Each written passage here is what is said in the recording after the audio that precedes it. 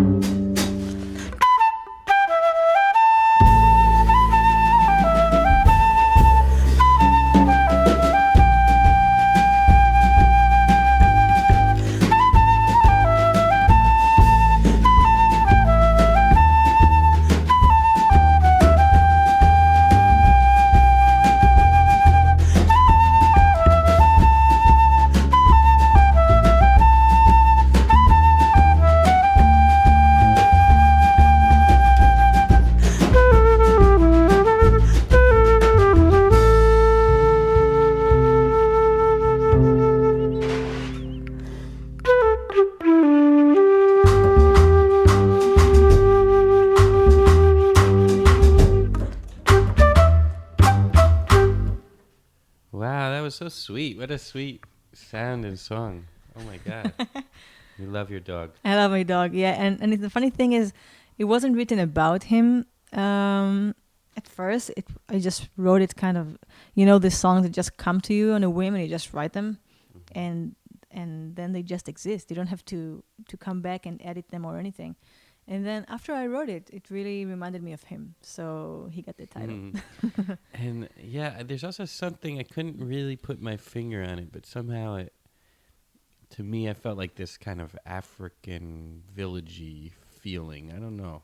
Does that resonate with you or something? No, completely. It completely does. I love African music. Yeah. I forgot to actually include it in the list of styles that that I loved before.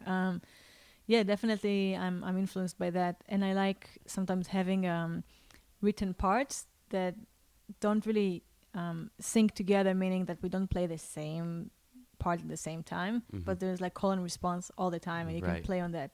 So that's fun. So maybe that's what I'm hearing. It reminds me almost of like very kind of like the South African feel. I don't know why, but wow, really beautiful, really sweet.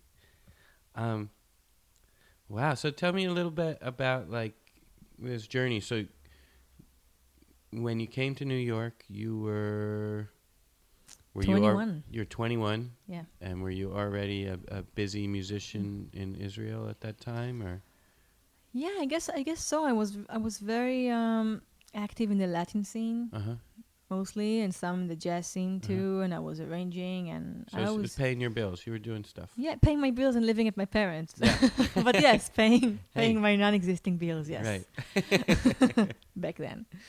Wow. Okay. So you're arranging for the Latin stuff, and so I didn't even know there was a Latin scene in Israel, I guess. Oh yeah, it was huge, especially I guess more like the beginning of the 2000, like 2000 till 2000, and I mean still now, but I feel now more like maybe African, Brazilian, like when I was growing up in late 90s, beginning of the 21st century, it was very, very hip in Israel. Yeah. Salsa dancing too, by the way. And maybe you could answer this question. There are so many like world-class Israeli musicians in New York City. I mean, you could just start listing them and you don't stop. Like, I don't know. I just ran into Guy Mintis, who's incredible, and Ziv Ravitz on drum. There's so many. Do you have any kind of theory about why the Israeli musicians are so good? I think it's the hummus, to be honest. Perhaps. Yeah. You know? I mean, seriously, eating hummus since you're... No, but really, it's not the first... I mean, you believe me that it's not the first time I've heard this question before. I'm also amazed because I've been here, like I said, for 11 years, and there's always more people, more Israeli musicians coming in. Like, and it's a flood, Tali just showed up. Tali Rubinstein. Yeah. I mean, it's amazing people who play very different styles and are very creative and innovative. And yes, I do have a little theory of my own. I think that when you grow up in a place like Israel, which is a tiny place, I don't know if you can really understand like how tiny it is. Let's say New Jersey is all you have. Right. It's the size of Israel. And you can't drive and you can't get out. The only way you can actually travel is to fly, because you're surrounded by countries that you can't really enter. Right. Unfortunately, because how fun would that be to play a jazz concert in Jordan, right? That would be amazing. Right.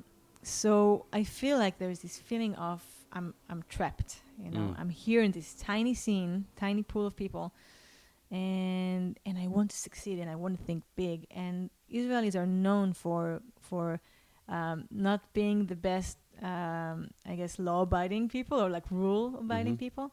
So I feel there's a lot of more emphasis on creativity and on, maybe breaking the boundaries of the styles and genres, as opposed to, it's so tiny as it is. So it's not like in New York City when you have like, okay, the bebop scene and you have the hard bop scene and you have modern jazz scene. I mean, in Israel it's all tiny, so everything is kind of a mishmash, I feel. And and that combined with the passion to get out of Israel and succeed and go to New York or Europe or whatever it is and kind of put ourselves in the international scene, I feel that gives a lot of drive. That gives people a lot of drive. So I hope I'm making sense here. Because in myself, that's the best explanation I've heard, actually. I mean, I always also had the theory that in the Israeli culture, no one would tell you that you were so great if you weren't. So, it's not like when people compare New York to the West Coast. Like, apparently people on the West Coast, I haven't experienced this, but, they'll go to a show and they'll be like, good job for trying so hard. That doesn't happen in New York. Like, people almost... It's almost the opposite, Yeah. And I would imagine that, no one in Israel is like, wow, that was a really nice try, like. You mean towards Israeli musicians? Yeah, towards each other. Yeah, I mean, like, you'd have to be really good or like everybody would let you know probably pretty Yeah, quickly. definitely. I mean, it's a very blunt culture and hence the music scene is the same, but also people... I feel there's way more competition because it's small, and that's how it is. Less venues and less opportunities. Actually, there's more and more. I mean, the amount of amazing artists and bands, just compared to the amount of venues and like outlets in Israel, is insane. Right. Every time I go there, I listen to bands that, I mean, I feel like I get the same quality, if not sometimes better, of things I hear in New York City. I just go to Tel Aviv. I go into... I don't know, like a club somewhere in the market, in the shuk, and just I hear a band. It's incredible. Right. I go, wow. Wow. It's crazy. Yeah. Okay, so you get to New York, you're like 21, and you find some people to play with right away, or what happened? I was a student at the City College in Harlem, and I was waiting tables for 6 months. And then I... was walking in the West Village with my flute on my back, that's what I always do because it's a very small instrument, so that's an advantage. And I heard amazing Cuban music being played from a restaurant in the West Village, and I go in and I see this amazing quartet playing, and I sit down, and on the break I was talking to the guys who were playing, and I was introducing myself, and I said, I'm a flute player. And they said, oh, do you have your flute here? I said, yeah. And they said, come play with us. So I played with them the whole second set. And after that happened, the guy who plays tres, his name is Junior Rivera. He was in the band that actually played at WKCR. Oh, wow. He said, are you working in the city yet? And I said, no, I just came. So he hooked me up with my first band, basically. He recommended me to a charanga band that I started touring with for 3 years.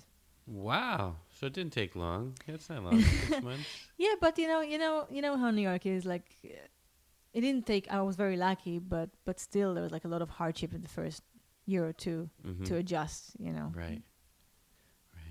Wow. Okay. Well, maybe it's time for one more tune. What you got? Okay, so this tune is called Bet Ha'arava, which is a Hebrew title. Which basically means, it can mean a house in the prairie, literally, but Bet Ha'arava is the name of a kibbutz that was established in Israel years ago in the middle of a desert.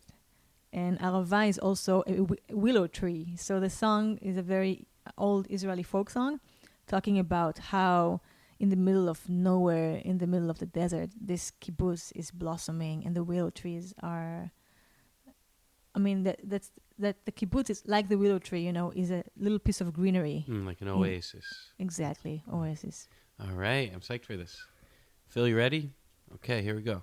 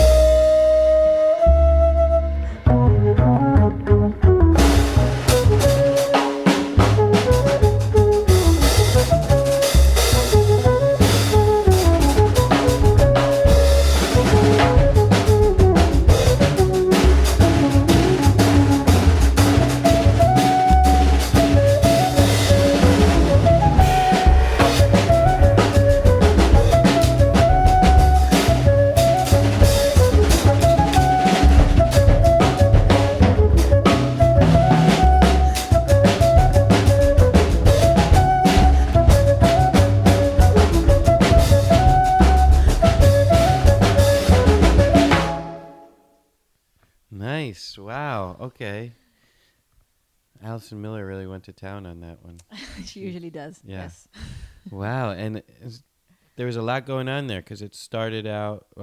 How would you describe that original kind of rhythm that's in there? Actually, that's the intro and also the transition that's happening in the middle of the song, which is also the outro and the ending, is my addition to the song. How would I describe it? You mean stylistically? Yeah, like it's a rhythm, kind of like just.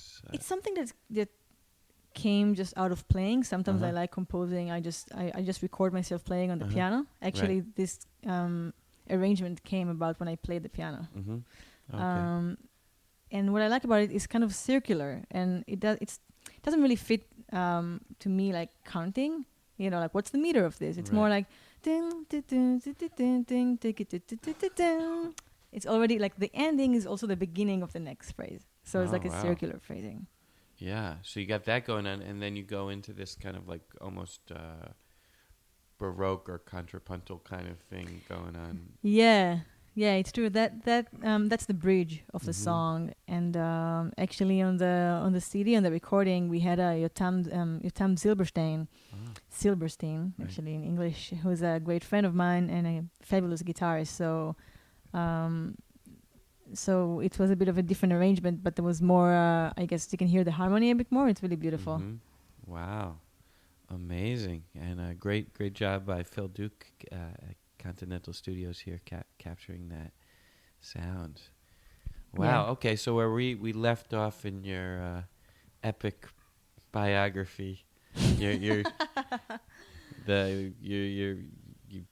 got the Charango gig, and your and kind of 2 years into New York, and then what else kind of started coming to you professionally and musically? Wow, there's so many. I mean, I feel like the pivot point for me was when I graduated college and had a major breakup from an ex, and at that point, I felt like something has to change. Right. And I started really questioning who I was and where I come from, and that got me into researching about Israeli music and got me to meet some fabulous musicians. I met Omer Avital, who was a great composer, bassist, oud player, and I joined Yemen Blues, and I toured with them for about 3 years. But that was like that's kind of recent. That's happened in the past, like 5 years ago, I guess. But that was a big thing for me to understand that, okay, I'm a musician and I love different styles, and I feel I have an ability to adapt to different styles, which I like. Yeah. But what is my style, you know? And that's when you started to figure it out. That's when I started to figure it out, and also later recorded. You spoke of Ziv Ravitz. He was initially in my trio. He was a member. And my first record, Journey Back Home, is with him and with Omer Avital. Wow. Hey, can we hear some of that? Yeah, okay, sure. Let's check that out.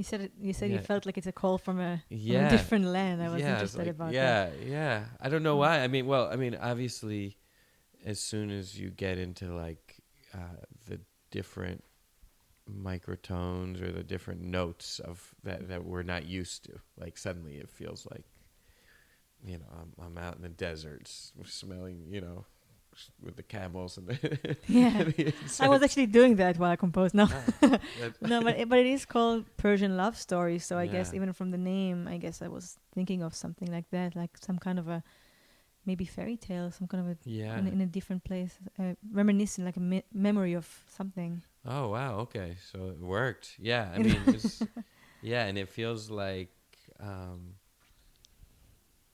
Yeah, and I was also saying off mic that it's like all the playing. It doesn't. It's not like the performances call attention to the individual musicians. You're just like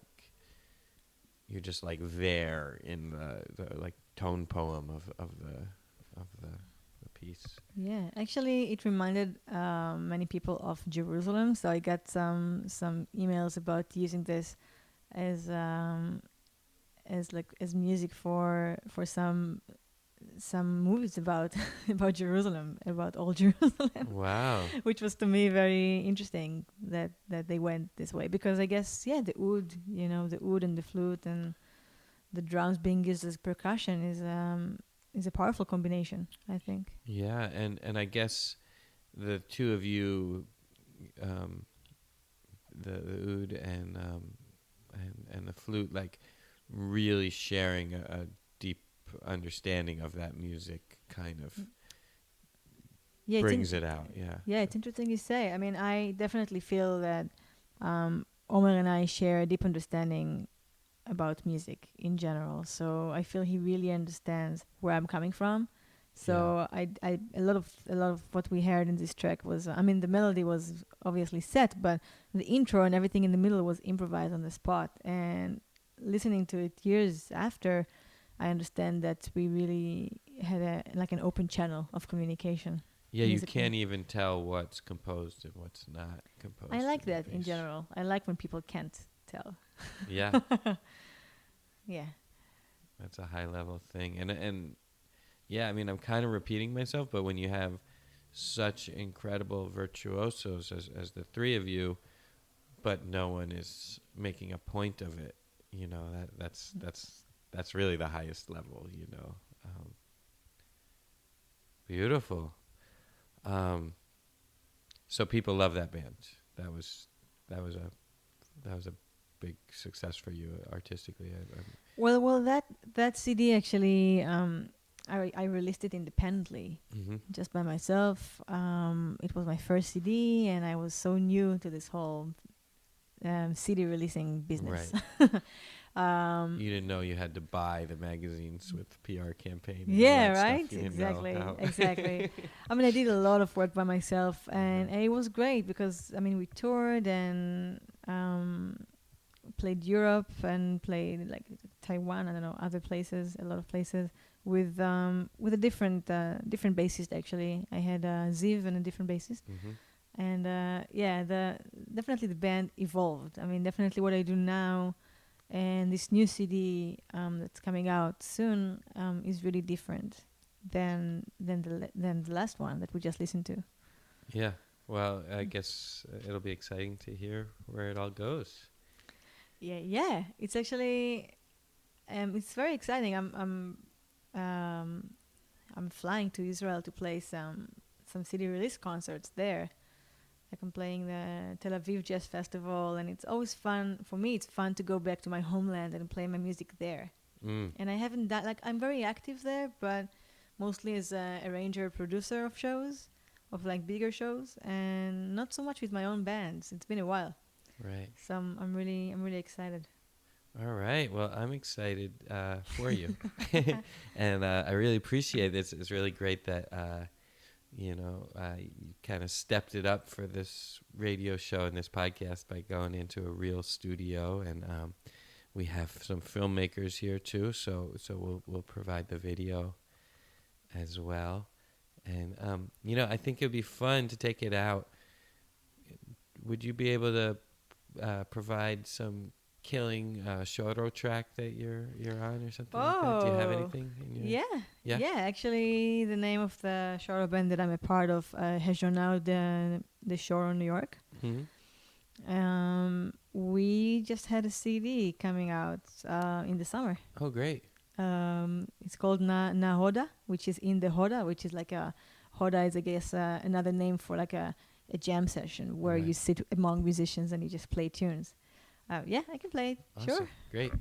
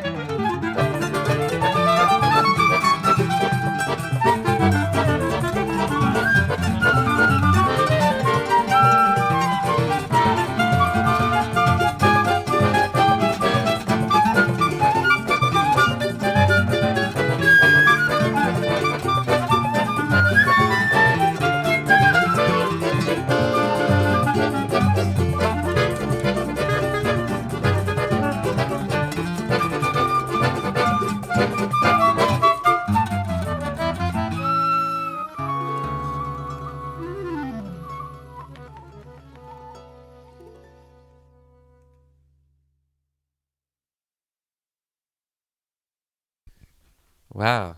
Brazilian music, they know joy, right? They can do the joyful.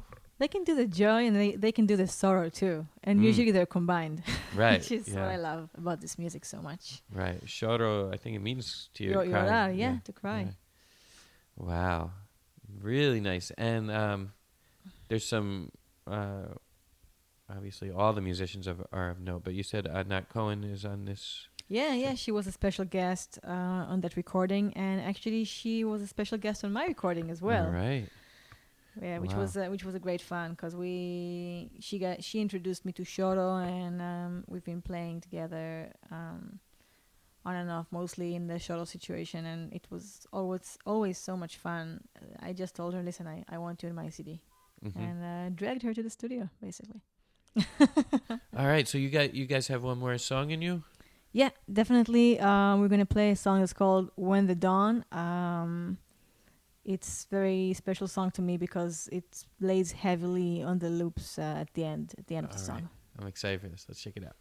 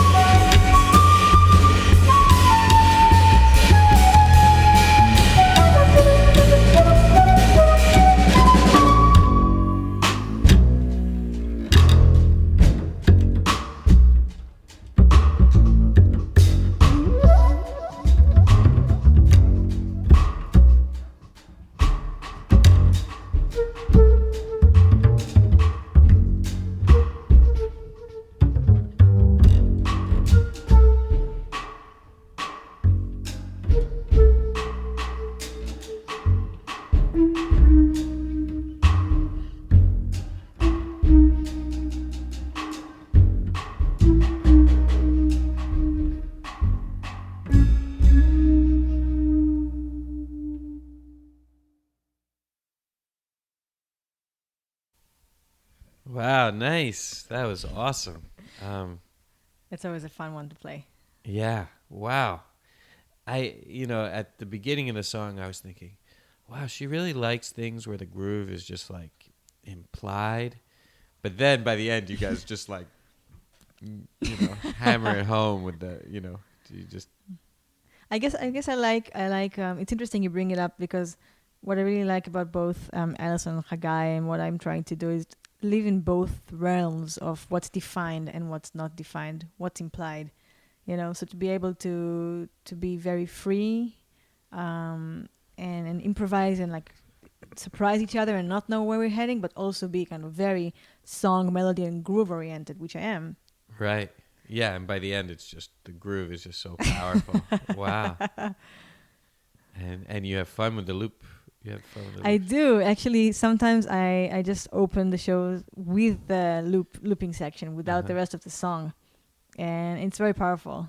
It's a lot of fun because a big part of me is rhythm. Mm-hmm. And harmony, and the loops kind of makes me enjoy both. Like I can layer some cool harmonies and cool grooves. Yeah. Yeah. So much fun. That was awesome. Thanks. And I think the last thing we could bring up is how you and I reconnected, which was that you started coming by the Raga Massive jams. Yeah. I did. Who recommended me? I think it was probably my good friend Priya Darshini who talked to me about that. And the Brooklyn Reggae Massive meetings happen next to where I live. They used to happen there. I don't think they do anymore. And I started coming, and from the first moment I came, I liked it so much. Yeah. It was great musicians, great energy, and I got up and I played, and I don't play traditional Indian music at all. And I mean, I love it. I'm very influenced by, Pandit Hari Prasad Chaurasia, for example, is one of my favorite flutists on earth. Yeah. But I don't play that style, and it was just amazing to me. It was so Brooklyn, you know what I mean? Yeah. It was beautiful. And do you know that that's online? That your first time that you played with Jay, who's is it? I don't know. You didn't know that? I did not know. Yeah, it's on the podcast. I think I just looked it up. I think it's 144. Let's see. I can't believe I did 144 podcasts. Yes. Yeah, that jam with Jay Gandhi, who is my good friend, and he's the senior disciple of Hari Prasad Chaurasia. Yeah, I know. What a great flutist he is. Amazing. Yeah. And I think Tali Rubenstein was there maybe too. I don't remember. She wasn't on the first one. Okay. It was Jessica Lurie. Jessica Lurie, right? Yeah. And that was an incredible electricity. That I hope you and Jake do more stuff together. That was really we really plan on doing it because I love meeting other flutists and I love jamming with them, especially ones that are so different than me. It's exciting. Yeah. Well, more to come. Thank you so much for taking the time and making this special recording and sharing all this great music. And I'm sure there'll be a lot more coming from Hadar Noiberg. Well, actually, I don't think I mentioned that we are playing in New York City in January. So there's more to come live too. We're playing January 7th at Rockwood Music Hall. All right. And Rockwood Music Hall is... Where is it? Do you know that? And the time of your gig? Or? Sure, it's 7:30 in the East Village. Yeah. Allen Street. Allen Street, right off of Houston Street. Is it the East Village or is it downtown? Well, it's technically right below Houston Street, right? Right. So it's technically Soho. Technically. Yeah. Oh, really? Right? Isn't it right below Houston, or is it right below Delancey? Yeah, it's Houston. No, it's not. It's not below actually. Is it below? It is below. Oh man. What do we know? What do we know? Yeah. It's right below. It's right below. You're completely right. Yeah. I think. Yeah. Whatever. You get Rockwood Music Hall. Look it up online. If you can listen to a podcast, you can.